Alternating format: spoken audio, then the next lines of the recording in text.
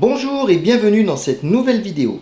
Je m'appelle Alban et aujourd'hui je vous présente enfin le dernier Lacerda en grosse boîte qui est sorti en version française et que je ne vous ai pas encore présenté sur la chaîne. Si vous êtes nouveau sur la chaîne, je propose des parties solo de jeux de société, principalement de type Eurogame et de préférence assez expert. Pensez à vous abonner, à activer les notifications et à me laisser un commentaire si tout ça vous plaît. Vous pouvez aussi soutenir la chaîne grâce à mon profil Ko-fi et à mes liens affiliés que vous trouverez en description. Merci d'avance. Donc bien sûr, c'est pas le tout dernier Lacerda en date, on est bien d'accord. C'est une des éditions qui est sortie il y a quand même pas mal de temps, je pense.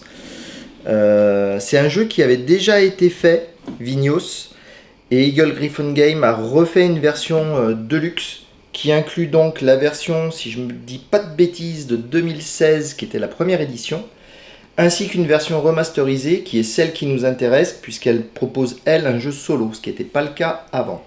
Donc comme à mon habitude avec les jeux Lacerda, je vais vous présenter tout d'abord les différents composants qu'il y a, et Dieu sait qu'il y en a un sacré paquet. Alors déjà des notices, ils ont été fous avec les notices. Je crois qu'il y en a 3, si je me rappelle bien. Ça fait un petit moment que je ne l'ai pas ouvert, celui-ci. J'hésitais à vous le sortir, mais je me suis dit, ça fait longtemps que je m'amuse avec des jeux pas trop compliqués. Il est grand temps de continuer dans la droite lignée de la chaîne et sortir les jeux de fous furieux. Donc vous voyez, il y a ces 3 notices. Ah non, je vous dis une bêtise. La 2016, c'est la dernière version, justement. Donc la dernière version remasterisée a été faite en 2016. Donc vous voyez, ça date un petit peu. Et le jeu original, c'était celui-ci, de 2010. Et du coup, on a un guide encore supplémentaire pour nous indiquer les choses qui sont communes aux deux éditions du jeu. Donc on va pouvoir poser tout ça de côté. Donc la réserve 2010, je vous expliquerai pas comment elle fonctionne parce que je n'y ai jamais joué. J'ai joué toujours en solo à celui-ci, donc obligatoirement avec la cuvée spéciale 2016. Ce qui me fait penser que je ne vous ai pas parlé du thème de ce jeu. Donc Vignos, pour ceux qui parlent portugais, c'est vin en portugais. Et c'est un jeu où on va jouer un producteur de vin et on va devoir cultiver ses vignes le mieux possible, produire le vin le meilleur qui soit et le vendre le plus cher possible, soit au Portugal, soit à l'étranger. Donc ensuite, on a comme à notre habitude avec les jeux de Vital Lacerda, une petite aide de jeu qui va pouvoir nous aider. Donc celle-ci, c'est pour l'année 2016, donc c'est celle qu'on va utiliser. Je suis pas sûr qu'il y ait une aide de jeu pour la 2010, je ne crois pas. Donc il y a 4 aides de jeu, puisque c'est un jeu qui se joue à 4 joueurs. Et là, on a un petit livret de règles pour une extension qui est livrée avec la version française. Il me semble que la version française, c'est l'équivalent de la version Kickstarter qui a été faite en 2016, probablement. Mais on a tous les bonus possibles et imaginables dans cette version-ci. Ensuite, on va retrouver les plateaux joueurs. Donc, de nouveau, il y a 4 couleurs disponibles et heureusement, il y a le bleu. Donc, les 4 plateaux. Donc, j'allais vous dire une bêtise. Quand on joue la QV 2016, on n'utilise pas ce plateau, ce côté du plateau. C'est ce côté-ci qu'on va utiliser pour la version qui se joue en solo. Donc du coup, moi je vais jouer avec cette partie-là qui ira bien. Hop. Bon, alors comme d'habitude, un plateau, vous imaginez pas la taille du plateau, mais bon, c'est l'équivalent de ce qui se trouve dans On Mars, dans Weather Machine, enfin dans tous les autres quoi. C'est un truc immense, je vous le déplierai à la fin. Et là, de nouveau, on tombe sur un gros morceau de boîte où il y a plein de choses. Il y a des petits bonhommes en bois, il y a des tuiles, et on va regarder tout ça. Donc, toujours avec Eagle Gryphon Game, la qualité du matériel est complètement folle. C'est pour ça que j'aime autant leur jeu. Donc on va commencer avec des petits meeples. Je vais prendre celui-ci, puisqu'il y a les 2 sortes déjà dans ce sac. Donc, comme je vous ai dit, on va cultiver nos vignes. Donc, pour cultiver nos vignes, ce qu'il va nous falloir, c'est un viticulteur qui va permettre d'améliorer la qualité de notre raisin et un œnologue qui va permettre d'améliorer la qualité de notre vin. Et donc pour pouvoir maximiser nos chances, il va falloir qu'on engage ces petits bonhommes-là. Donc ici, on a tout un tas de viticulteurs et normalement on a ici tout un tas d'œnologues. On va pouvoir disposer dans nos vignes et nos maisons de production de vin. Je ne me rappelle plus comment elle s'appelle cette maison de production, mais en tout cas, sa représentation dans le jeu est ici. Donc ce sont ces petites maisons blanches qui vont nous permettre de symboliser le fait que qu'on améliore la qualité de notre vin parce qu'on a une petite maison qui va s'en occuper. Et niveau tuiles, ça va être représenté de cette façon-ci. Voilà. Et vous voyez, il y a le petit symbole avec l'œnologue à côté qui indique qu'on va pouvoir y placer un œnologue pour gagner encore plus de points grâce à ça. Ensuite, on va avoir des petits barils. Je vais vous montrer les bleus. Donc il y a des barils jaunes, des barils rouges, des barils violets. Et je sais pas où j'ai mis mes bleus. C'est un scandale. Les voilà. Donc ce sont des barils qui vont représenter notre production de vin et l'expédition qu'on va en faire, soit dans les restaurants portugais, soit dans le monde entier. Quand on va les faire aller par bateau. On a aussi dans ce petit sac, je ne vais pas arriver à les attraper, je vais galérer. Je vois que je les ai séparés pour les violets. On a plein de petits disques qui vont nous servir de marqueurs. Je pense, de mémoire, il y en a un pour le score. Et après, je suis pas sûr que les autres soient pas pour la version 2010. Parce que vous verrez, il y a pas mal de choses, des composants ou des règles qui sont propres à la version 2010. Du coup, je les connais pas très bien, je les maîtrise pas des masses. Mais voilà. Alors là-dedans, ça c'est un truc qui me fait triper, c'est la version Kickstarter qui a fait ça. Alors, par contre, malheureusement, je sais pas ce qu'ils ont fabriqué avec la production des autocollants, mais ils tiennent pas collés. Donc vous voyez, on a ces petites bouteilles de Porto, ça c'est excellent, ça rajoute vraiment du volume au jeu, parce que normalement le Porto c'est un petit jeton qui est je sais plus où, qui indique qu'on produit du Porto, donc c'est un vin portugais pour ceux qui ne connaissent pas, qui est très bon avec le melon. Et du coup, pour que ce soit plus sympa, on peut le faire avec ces petites bouteilles. Et on a aussi, alors vous voyez, toutes mes étiquettes se sont toutes décollées. Je ne sais pas si vous le verrez bien à la caméra, mais elles tiennent pas collées. Il faut à chaque fois que je réappuie, peut-être que je me décide à leur remettre un point de colle moi-même. Et on a également ces petites bouteilles. Alors celle-ci par contre je suis sûr que c'est de la version 2010. Donc ça ce sont des marqueurs pour voir les experts qui vont juger nos vins. Et donc on en a, ils sont jugés les vins sur 4 critères. Et donc on a, toutes mes bouteilles, elles collent. Donc on en a des 4 couleurs qui correspondent aux différents critères. Alors je me rappelle plus très exactement les critères, mais bon, on les verra pendant la partie. Je pourrais me rafraîchir la mémoire comme ça. J'ai presque réussi à tout vider. Hop, je vais essayer de recoller mes étiquettes vite fait. Tchoup tchoup. Et donc voilà, donc on a tout plein de petites bouteilles. Donc les bouteilles de Porto, il y en a un peu plus parce que celles-ci, elles vont être utilisées pendant la partie. Les joueurs vont pouvoir les prendre. Les autres, ce sont plus des marqueurs. Il y a un truc qui m'a fait délirer avec cette édition. Donc avec l'édition française, si vous achetez ce jeu en version française, vous aurez les mêmes composants. C'est ce petit truc, c'est un présentoir à bouteilles. C'est excellent parce qu'on va pouvoir faire un truc comme ça. Et on va pouvoir placer nos bouteilles comme si on était dans un véritable, dans une véritable, je ne sais plus le nom, l'endroit où on vend le vin, quoi, mais une véritable cave à vin. Donc là, vous allez peut-être pas bien le voir, mais vous pouvez les empiler comme ça, du coup, aux bouteilles. Alors, ça va jamais faire la mise au point comme il faut. Vas-y, fais la mise au point sur mes bouteilles. Donc voilà, ça donne une petite idée. En tout cas, vous le verrez pendant la partie. Je m'en sers pour ça. C'est vraiment trop rigolo. À moins qu'il n'y ait pas Porto dans la partie, mais ça, on verra. Ah bah tiens, regardez. J'en parlais là des petits jetons plus 3 pour le Porto. Ils sont là-dedans. Je les ai mis dans ce sac-là. Et tous les autres petits jetons qu'il y a dans ce sac, c'est pour la cuvée 2010. Donc je m'en sers pas. Et du coup, les jetons Porto, je m'en sers pas non plus. Je me sers des bouteilles, c'est quand même vachement plus classe. Là-dedans, on a tout un tas de bonhommes, de petits bonshommes. Pareil, c'est pour la version 2010 ou alors pour un module supplémentaire, je ne sais plus. Mais je m'en suis pas servi de ça. Ça, ce sont les cubes qui vont permettre d'indiquer les zones de production où on a placé du vin. Donc vous verrez, il faut aussi les utiliser au moment où on va vendre notre vin, je crois. Ah, je ne me rappelle plus, je vais vous dire encore des bêtises. En tout cas, ça va se balader sur la carte du Portugal pour montrer où est-ce qu'on intervient.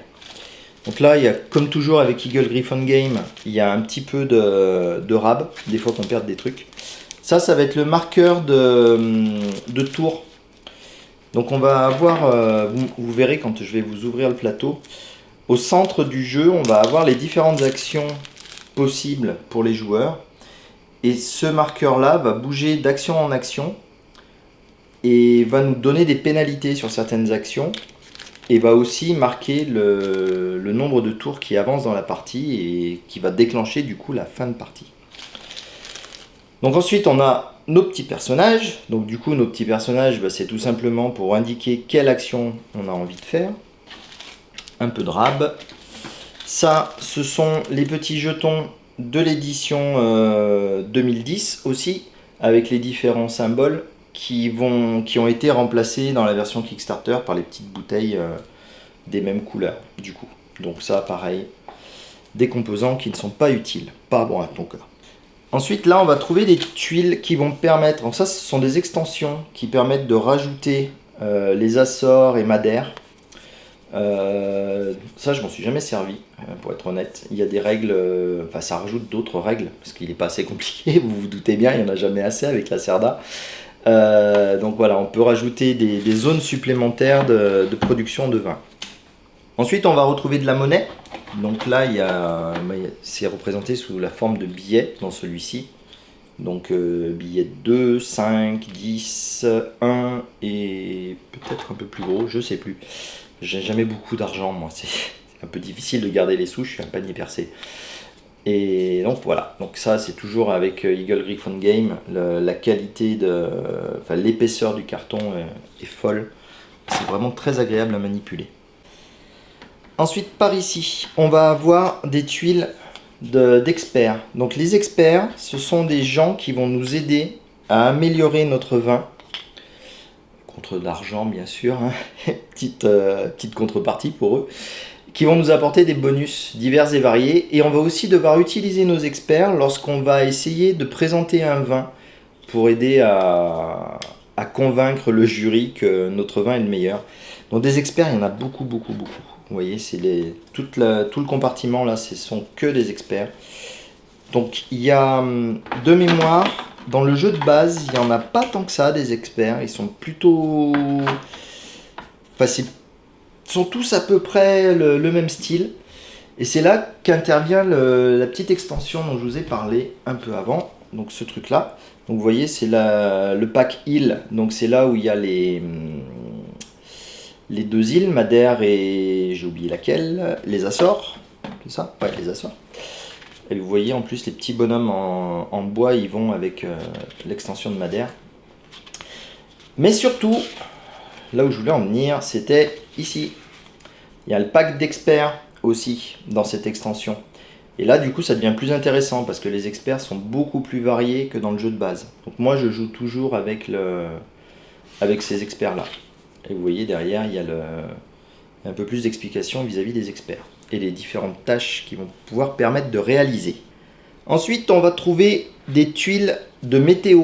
Donc les tuiles de météo, elles vont servir à savoir la qualité et la quantité de vin qui va être produit. Donc ces tuiles météo, on ne va pas le savoir à l'avance, ce qui va être tiré. Elles vont arriver comme dans la réalité en fait, hein, au petit bonheur la chance. Et de temps en temps il va faire très beau, de temps en temps ça va être pluvieux, le vin va être moins bon, trop sucré, etc. etc. Ça c'est une petite touche assez sympathique. Il y a même une attaque de bête qui va faire que notre production va être nulle. Alors ça par contre c'est pas cool du tout. Mais voilà, donc on va jouer avec ces tuiles de temps. Ensuite, par ici, on va retrouver tout un tas de tuiles bonus qu'il va y avoir pendant la partie. Entre chaque grande manche, vous verrez, le jeu va se dérouler en 3 manches principales qui vont être découpées en... ça dépend des manches en question, en 3 ou 2 de mémoire, peut-être même qu'une manche un peu plus petite, pardon. Et enfin, on peut récupérer des tuiles bonus comme ça, en payant ce qu'il faut, bien sûr. Donc il y en a 2 sortes, il y en a qui vont nous aider à produire plus, enfin, ou à produire mieux. Donc ce sont les vertes. Et les violettes, ce sont celles qui vont nous permettre de gagner des points. D'ailleurs, au passage, le marqueur de score dans ce jeu, c'est ce truc violet là, pour indiquer les points. Par exemple, ça nous dit que, en fonction des experts qu'on va avoir chez nous, tous les 2 experts, enfin, les experts nous rapportent 2 points, jusqu'à un maximum de 16. Je vais y arriver. Je vais avoir un paquet de révisions à faire avant de démarrer la partie, ça va être sympathique, je pense. Ensuite, par ici, nous avons nos caves à vin. Donc c'est là que le vin va pouvoir s'améliorer. C'est là où on va le stocker. Et vous voyez, donc la valeur qui est en haut, là, c'est la qualité de notre vin qui s'améliore au fil des ans. Donc au début, quand on le met dans la cave, il va gagner 1 point de plus. Puis plus il va vieillir et plus il va gagner des points. Même principe que dans la vraie vie. Ça, c'est plutôt pas mal. Là, on a une tuile. Il y en a une par joueur. Encore une tuile que je ne saurais pas vous expliquer. J'ai jamais joué avec. Je ne sais plus si c'est d'une extension ou si c'est la version 2010. En tout cas, sachez qu'il y a ces 4 tuiles ici. Ensuite, on va pouvoir sortir ça. Et donc ça va être les jetons qui vont nous permettre de définir la qualité de notre vin. Donc typiquement, on va avoir une cave dans laquelle on va stocker notre vin. Et on va dire, alors j'ai fabriqué du vin blanc. Et pour l'instant, il est ici. Donc la première année, la valeur de mon vin blanc sera de 4. La deuxième, il va se glisser petit à petit. Donc il va passer à 4 de nouveau. La troisième, il sera à 6. Et la dernière année, il sera à 8. Par contre, il faut faire attention parce que s'il tombe du plateau, le vin est pourri. C'est du vinaigre et on ne peut plus le vendre. Donc il faut faire bien attention à ça. Vous voyez les valeurs, ça va de 1 jusqu'à 12 ou 13. Ça peut monter assez haut. J'ai mis les petites valeurs ensemble, en petit tout. Les grosses, on s'en sert vraiment pas souvent. Et si on en a besoin, on peut aller les chercher facilement. Et sous ce truc-là, on va avoir quelques tuiles. Alors, ces tuiles-là, ce sont les tuiles qu'on va placer sur le plateau pour indiquer quels sont les vignobles qui ne seront pas utilisés pendant la partie. Parce qu'on va retirer certains vignobles disponibles pendant la partie. Et alors, le détail qui tue, c'est qu'il y a un vignoble qui est près de la côte. Et vous voyez, ils ont fait une tuile spéciale pour que ça couvre bien comme il faut le plateau. J'essaierai de vous le montrer si j'oublie pas. Ça, c'était bien rigolo. Et en dessous de ça, ce qu'on va trouver, c'est tout simplement le deck de l'automa. Donc l'automa, il va avoir un fonctionnement... ça, c'est une espèce de dé en fait qu'ils ont créé pour pouvoir indiquer, suivant la carte qu'on a tirée, qu'on va tirer, le comportement que ça va avoir. Donc, toutes ces cartes-là ne servent que pour l'automa. Et enfin, tout en vrac, j'ai mis les fameux vignobles. Donc les vignobles, vous allez voir, il va y avoir tout un tas d'informations sur leurs tuiles. Essayons de l'avoir nette, ce sera plus facile pour la lire. Je ne sais pas si je vais y arriver. Donc sur un vignoble, ce qu'il va y avoir, c'est déjà le 7 qu'il y a sur celui-ci par exemple. C'est le numéro du vignoble auquel il correspond. Le 2, ça va être la qualité du vin qu'on va pouvoir faire à partir de ça. Et le triangle jaune va dire que c'est du vin blanc.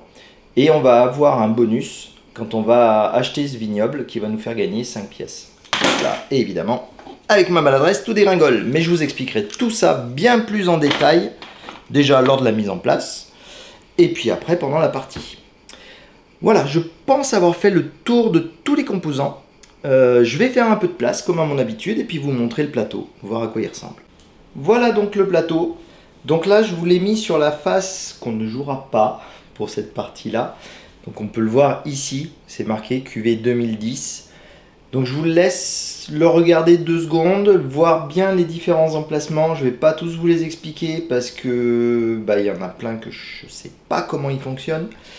Par contre, il y a 2-3 choses qui sont identiques à l'autre côté du plateau. Je vous montrerai juste après.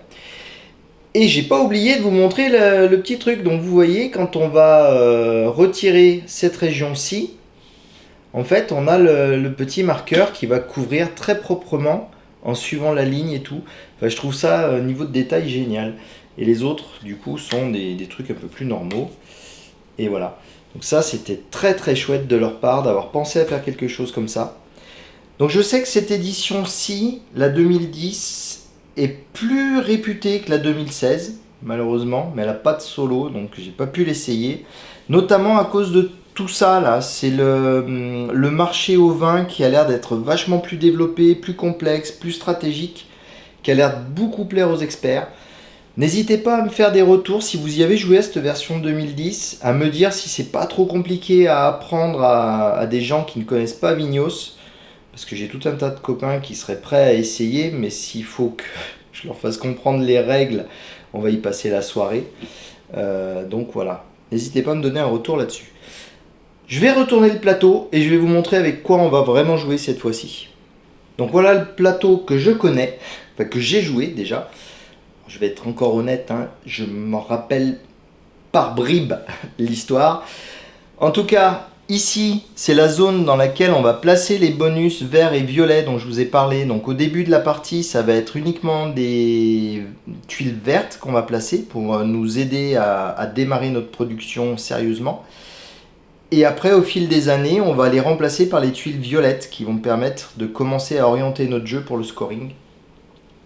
Les actions vont se passer ici.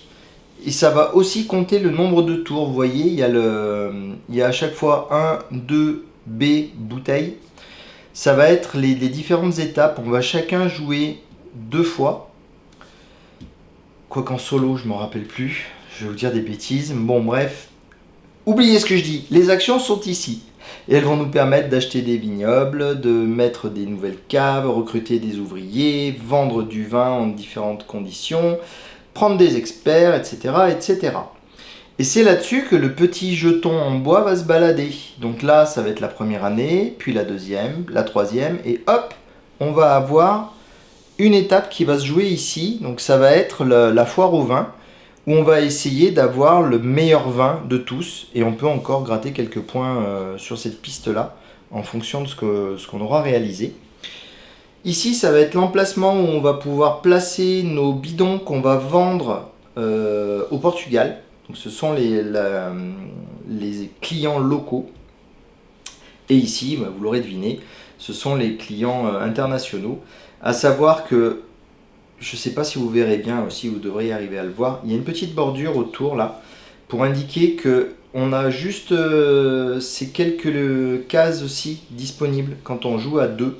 Donc quand on joue en solo, on est en mode 2 joueurs. Ceux qui sont à l'extérieur là ne seront pas disponibles. Et quand on remplit les colonnes, on gagne les points qui sont associés juste au-dessus. Du coup, c'est intéressant d'essayer de choper des trucs. Ici, on va y placer nos piles d'experts qui vont pouvoir être récupérés en cours de partie. Donc ici, c'est là où on va placer mes petits poils de chien. C'est là où on va pouvoir placer les marqueurs d'ordre de tour. Et ici, on va avoir la météo. Là, vous verrez, il va y avoir aussi des conditions à remplir. Il va falloir poser des barils pour convaincre les meilleurs experts. On a un emplacement ici pour stocker les œnologues parce qu'on est limité en quantité. Donc on peut en avoir 7 seulement quand on joue en solo. Il y en a plus quand on joue à plus nombreux. La même chose pour les vignerons. La même chose pour les caves.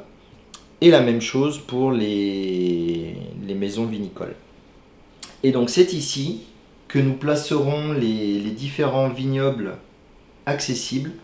Et c'est par là que les cubes vont se balader aussi pour savoir ce qui a été produit, ce qui est en production, etc. etc.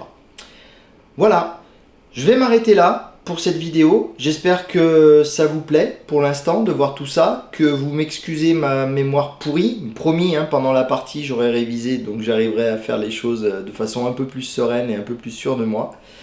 Le prochain coup, je ferai une vidéo sur la mise en place du mode solo. Vous verrez, il n'est pas très compliqué. Et puis peut-être que j'enchaînerai la partie d'ailleurs sur cette prochaine vidéo. Voilà. En attendant, si vous voulez rien rater, toujours la même rengaine, pensez à vous abonner, à mettre un petit pouce, un commentaire. J'aime bien savoir ce que vous pensez de mes vidéos. Et puis en attendant, je vous souhaite de bien vous porter et je vous dis à très bientôt. Salut!